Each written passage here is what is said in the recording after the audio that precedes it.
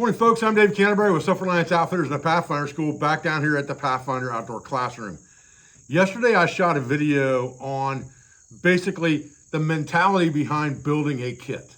And I talked a little bit about you're going to have kit items that are excess that you're not going to use all the time because things are obviously seasonal. So you're gonna have things that you're gonna put in your pack and out of your pack. And some of those items will be larger, like shelter systems, and some of them will be smaller. And one of the things that I do, or at least I try to keep organized, and I have lots and lots of gear, obviously, because I have to test a lot of gear. But I also have stuff that's pretty much tried and true that I use all the time consistently. And so what I do is I keep what's called an in and out box. And I basically have a front runner box, very similar to the one that I keep in my Jeep. I'll show it to you guys real quick. It's not a real big box. It's got a snap down lid on it, right? And a couple carry handles. And I call that my in and out box. Now, obviously that's not going to include things like shelter systems, because not only do I have a hammock set up, I have a Dyneema tent set up with the Z-Pax duplex. I have a ground tarp set up with an air mattress that I use sometimes. So I have 3 different shelter options, and obviously those are not all gonna fit into a small box like this. The same thing with sleeping arrangements. You know, I've got a Swagman roll, I've got a hammock gear burrow, I've got a Jacks or Better underquilt, I've got hammock gear underquilts. So those things aren't gonna fit into a small box. However, gear that you would put in a backpack or on your person most of the time, other than shelter system and sleep gear, is going to fit basically into a box. So what I do is I keep a peripheral amount of gear that I switch in and out in that box, and I call that my in and out box. So I thought what we do is we kind of look at that in and out box today. I kind of spread the stuff out on this table to show you kind of what's in that in and out box. So you get an idea of what I'm talking about, because it goes along with this kit building mentality or strategy of things that I can add or subtract depending on what I'm doing or what the season is. And again, bear in mind, water bottles versus canteens, not in here. Grails versus different water filter systems, not in here. Sleeping bags versus underquilts, not in here. This is basically smaller gear that I may switch in and out of my backpack itself or on my body, okay? Let's talk about that. Okay, so what I thought I'd do is just take these things off the table, one piece at a time, talk about it with you real quick, put it in the in and out box, okay? Some of these things will go on my pack right now because I'll be using them for teaching this weekend. Some of them will not, and the ones that do not go in the box, that go in the pack, things will come off the pack and go in the box. That's kind of the way it works, okay? If they fit, obviously. There's gonna be things like tools, axes, shovels that don't fit, sleeping gear that doesn't fit, water bottles, canteens, those things don't fit, grails. This is smaller items we're talking about, okay? So the first one is a PowerFilm Lightsaber Max. And this is basically a solar panel and a battery. It's very good for longer term stuff. If you're going to have to charge electronics like radios, cameras, your phone, GPSs, things like that over time, 4 or 5 days, this is a good carry. It's an expensive, not common man thing, but not everything can be, okay? It's just that simple. Not everything can be cheap and inexpensive. And you're not gonna find too many things that will do what this does with this size and weight without spending this kind of money. It's just the way it is, okay? And it's made in the USA, which makes it even more expensive, all right? Now, with that, ICOM ID52, and again, not common man, but a Baofeng for 35 bucks will do very similar. This one just has other capabilities that Baofangs will never have, like D-Star, things like that, okay? Reflector use, those type things Baofeng can't do. They're basically line of sight type radios. This one will do more than that, but again, it's not common man either. And then there's a bag I keep with that radio that has all the peripheral gear in it for spare batteries, charging cables, antennas, extensions for the antennas, external microphones, all that kind of stuff goes in here, okay? So that's a system that kind of goes in the in and out box by itself, all right? And when it goes in the pack, it all goes in there at one time. Along with that communication stuff, Garmin InReach. I generally keep this on my pack the majority of the time, just because I can text through it really easily to my wife or whatever. If I'm out in the wildlife area 4 or 5K deep and I'm gonna be out there for a while, I can hit her with a text real quick, even if my phone's not working, and say, hey, I'm okay, everything's good, be home in a while, whatever the case may be, right? Or if I'm out away from the property or out of state, it gives me a way to contact her even if I don't have cell phone service. Even if it's not necessarily off-road somewhere in the woods, if my cell phone's not working correctly because I'm in the mountains or something driving, I can still contact her with this most of the time. So this stays on my pack the majority of the time, but sometimes it doesn't. Like if I'm just teaching or something like that, it generally doesn't. So I throw it in the in-out box. I'm gonna set that aside because it's gonna go back on my pack here pretty directly, all right? So this is a more extended fire kit. This is something beyond what we talked about yesterday. This is for something very, very remote. If I were gonna go somewhere and I was gonna be very remote with no possibility of getting out for 3 or 4 or 5 days necessarily, and fire was gonna be a critical thing possibly, it was winter time, something like that, then I would use this. And this thing has several things built into it. It has a flare, a signal flare. It has one of those pull start fires in it. It has 2 like charcoal grill flares in it, actual small mini road flares, like 15-minute flares, and it has a ferrocerium rod, okay? Again, that is overkill in my opinion for normal everyday carry stuff for camping. But for remote operations where you're gonna be out for a few days at a time somewhere and it's gonna be a long ways to get out if something happens, not a bad option to have, okay? For sure, in the in and out box. This is a miniature tool pouch. I don't always carry this thing, all right? But what it does have in it, the advantage it has a flex cut tool in it so that I can do bushcraft carving type work that's got several blades on the flex cut tool, all right? You can look them up on the internet. Flex cut is the name of that tool. It's called a carving jack.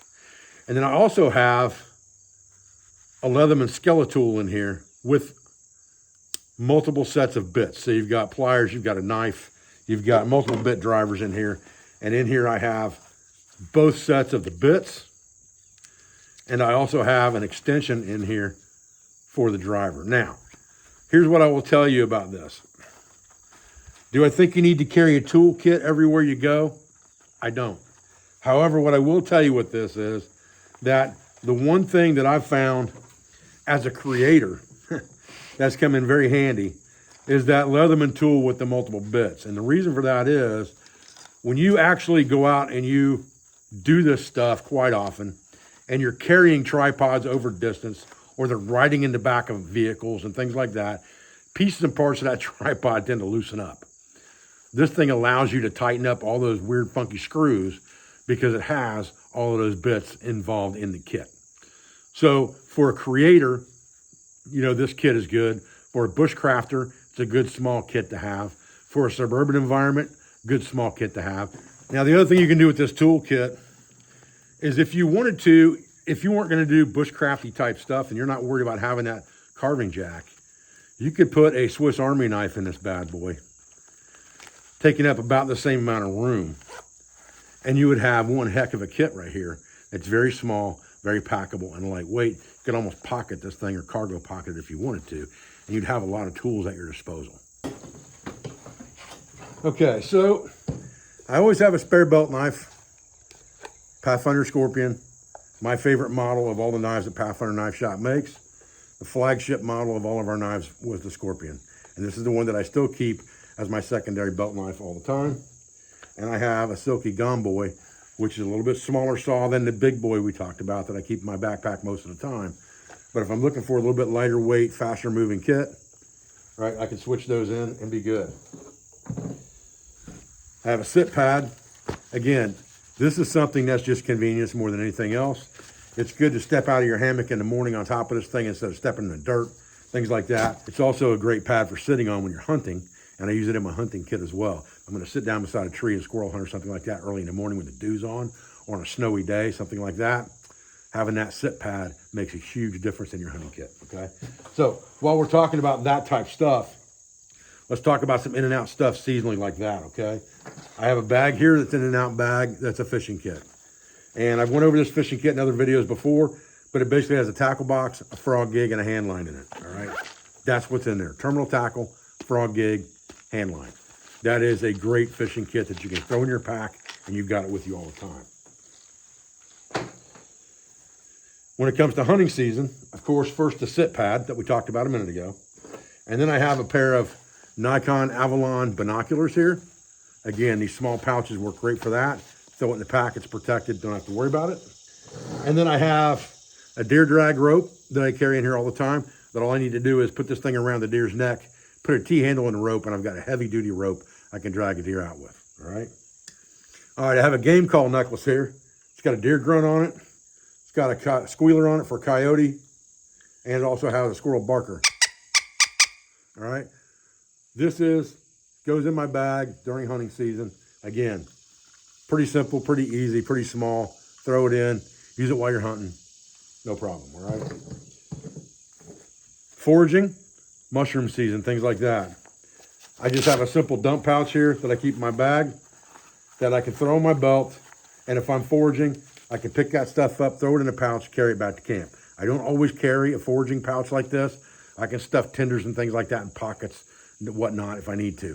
But things like mushrooms that you don't want to get smashed up that you're collecting off the landscape, this is great for that, all right? I do have a pair of glasses in here for summertime, and these are really kind of twofold for me because they're reading glasses as well. So I can wear these in place of these glasses right here in the summertime, keep the sun out of my eyes, or in the wintertime in the snow and things like that to keep the glare off my eyes. And I can still read in these bad boys if I need to, all right? So that pair of glasses has been kind of indispensable certain times of the year for me.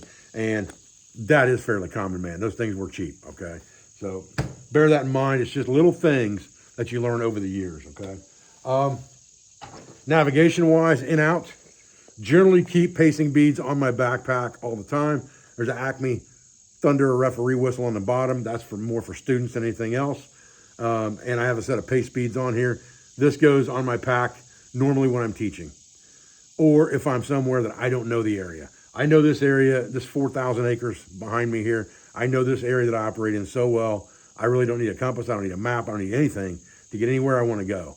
So I don't need to keep track of pace count. But if I'm doing something, setting up a course for students, or during the course we're teaching students, pace beads. If I'm somewhere unknown, pace beads.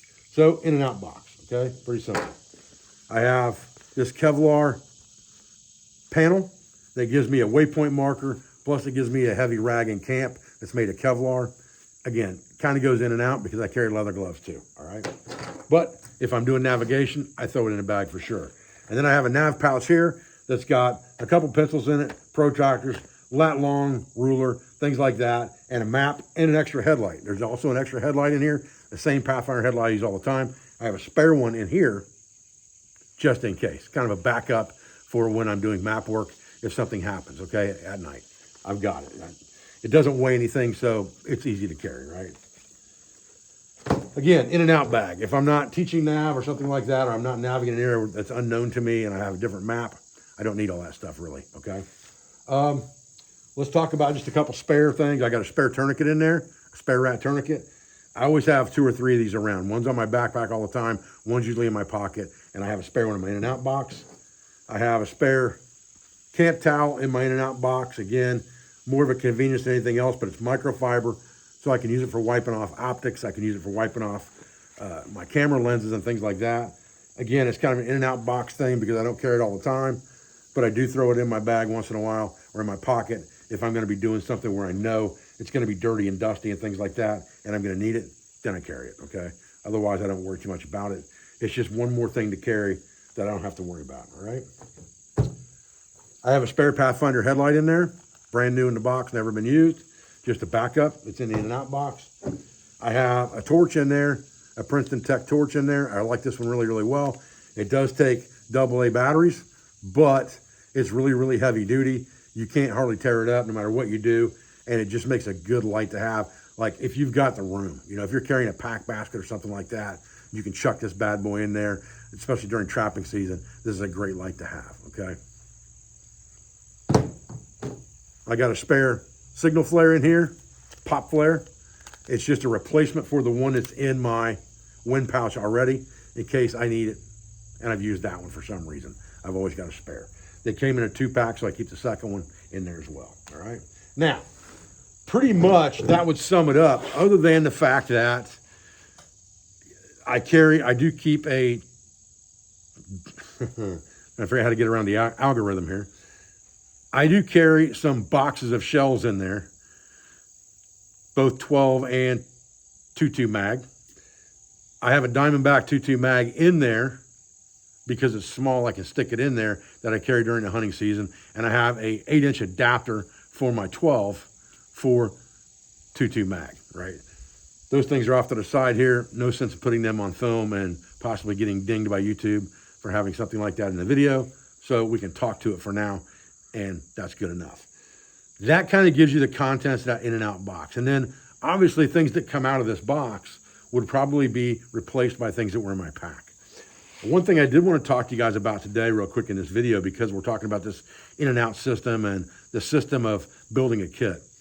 One of the things that I've always been a big believer in is that you can carry ultralight stuff or lighter weight stuff in your pack, but the pack that you're carrying it in has to be heavy duty. Now, I've recently run across some pretty heavy duty Dyneema Cuban fiber that's ripstop material, and we sell some of that on our website. We sell a food pouch, and we sell a couple other bags that are made by the same guy out in, he's out west somewhere, and he makes these bags for me, and they're a ripstop Dyneema. And recently, I've been carrying this haversack that's made from ripstop Dyneema. And this thing is heavy, heavy duty, right? Probably not gonna tear this thing up, all right? Yes, it's noisy. Once it gets broke in and wore in, it's not gonna be as noisy as it is now. So you're not gonna take this hunting necessarily because it is noisy. But if you're just walking around the woods or you want to throw something in your pack, so you got a haversack to walk away from camp with or something like that, this thing's definitely the ticket for that.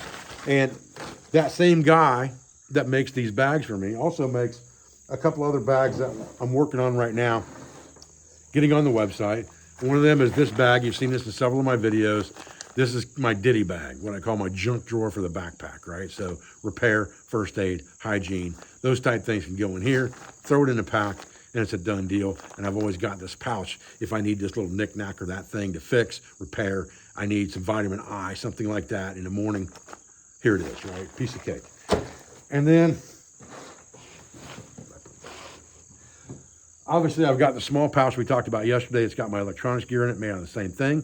My food bag and my stove bag are all made out of that heavy-duty DCF material, ripstop DCF material. So I think there's definitely a place for that stuff. And I think that this material thickness and this material type is very conducive to what we do, right? We're not walking groomed trails necessarily. You can get away with that kind of stuff if you're not walking through, 2K of thorns and brambles. You can't get away with that stuff in the exterior part of your pack if you are. I saw some questions yesterday referencing Appalachian hikers and Pacific Coast Trail hikers and their kit versus what I was talking about yesterday. And what I will tell you is, again, if you're not walking through 2K of briars and brambles, you can get away with ultralight stuff like packs and things like that, and you can get away with that pretty easy. You can also get away with carrying less if you know that, the next 20 miles is going to equal a hostel and a store I can replenish my supplies or buy something new. Now, I'm not saying that that's the case on every trail because it's not, but on the Appalachian Trail, it is. And so those guys are carrying a lot less, and they are worrying about weight, and they are covering a lot of miles and a lot of nights. But what you have to remember is that is all they're doing. The goal of the Appalachian Trail or any through hike trail is get up, get food, make miles. Make miles, make miles, make miles. You're not stopping to smell the roses. You're not hunting. You're not fishing. You're not really camping. You're just getting sleep as best you can. So you're carrying one system to get the best sleep you can get in the 5, 6, 7 hours you sleep. And then you're getting up and you're making miles again. And so you can replenish along the way. And that's really the key to it, is you don't have to carry as much sometimes or as good a stuff, because you can definitely replenish it, right?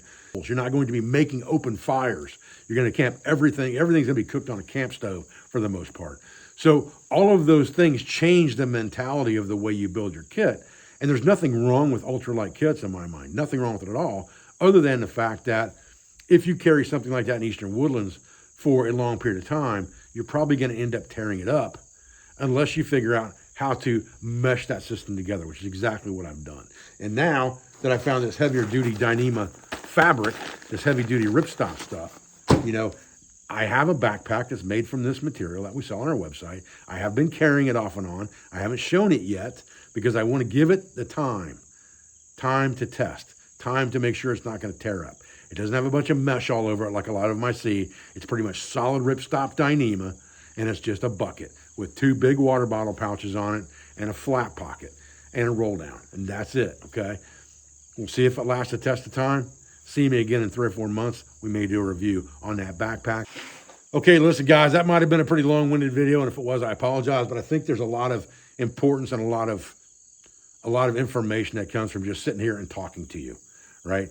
I can't necessarily be with every one of you one-on-one because obviously money's tight right now. Everybody can't afford to just come to the school. Online platforms and things like that still do not give you the one-on-one, face-to-face, and the time to just think through things and chat and talk like a video like this does that I can put out for free on YouTube. So I'm going to try to make more of these vlogging type videos that talk about different concepts, talk about different things, and allow me to kind of freelance, right? And just go off the rails on things. And hopefully that won't bother anybody. I appreciate your views. I appreciate your support. I thank you for everything you do for our school, for our family, and for our business, for all of our sponsors, instructors, affiliates, and friends. And I'll be back with another video as soon as I can, guys. Thanks.